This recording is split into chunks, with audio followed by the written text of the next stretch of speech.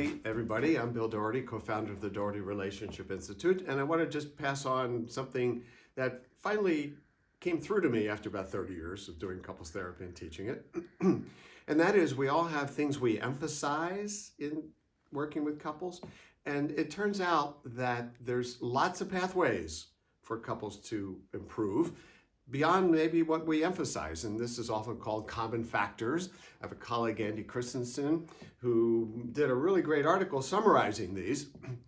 So here's what we know, that couples change by changing their thoughts, changing their feelings, changing their behaviors, thoughts, feelings, behaviors. In some ways not so surprising, but what happens is we learn a model of therapy that usually emphasizes one of them, right? Cognitive, affective, behavioral. And then we get to think that that's the only pathway. Well, it turns out there's lots of pathways to change. And that in fact, when we're emphasizing one, usually the other's getting folded in. So we know from the pure psychological research, there are no feelings without thoughts. There are no thoughts without feelings, okay? And we also know that when people are having relationship problems, at some point they have to change how they treat each other. They have to change their behavior. So you can learn a model where you come in through behaviors, you teach people skills, let's say, you teach them ways to interact.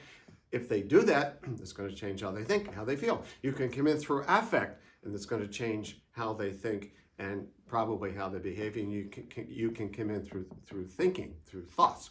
However, the advantage of having some humility about all this is so that we don't do the model wars and think, well, how in the world could you possibly do therapy other than the way I'm trained to do it? And I have my evidence, from the research and from my practice.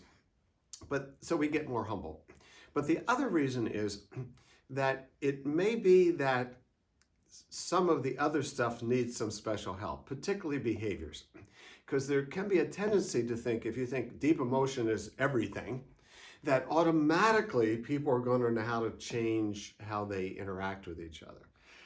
And for a lot of people that may happen. In other words, you may not have to do any coaching about how they actually do their dance differently. But that's not necessarily true for everybody. So if you believe that ultimately the common pathways to change have to involve thoughts, feelings, and behavior, feel free to go in with whatever you want to emphasize, but make sure that you're seeing the change actually occur in those other dimensions, because you may have to pay attention to one of those dimensions if it's not happening more or less organically from your own approach. So that's what I've learned in the last 10, 20 years.